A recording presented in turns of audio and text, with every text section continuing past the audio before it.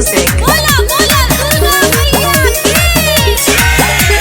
देवलोक से अवतारी दुर्गा भवानी, सिर सवार होके माई महारानी, माई महारानी, माई महारानी। देवलोक से अवतारी दुर्गा भवानी, सिर सवार होके माई महारानी।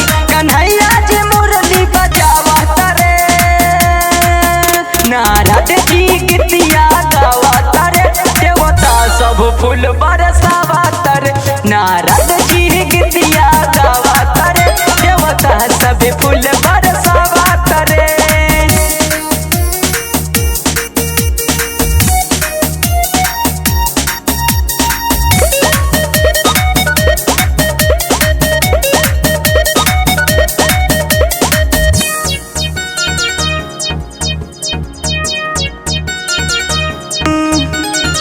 संग में अवतारी लक्ष्मी मैया, आगे आगे गणेश जी चाले। तीनों लोग हैरान बा देख के, शिव जी के डमरू के डम डम बोल के।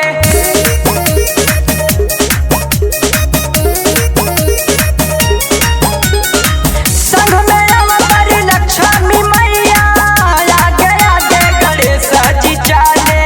तीनों लोग हैरान बा देख के, शिव जी के डमरू के डम डम बोल के। ब्रह्मा जी कथा सुनावत रे, नारद जी गीतिया गावत रे, देवता सब फूल बरसावत रे।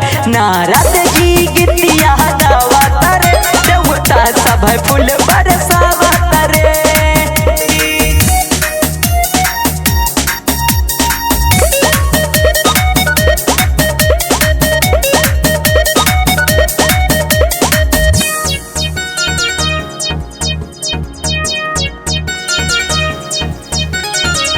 सूर्य देवता प्रणाम करेले, ठंडा ठंडा पवन देवो बहेले। पानी के बूंदवा बदरा से गिर के, माई के चरणवा छुएले।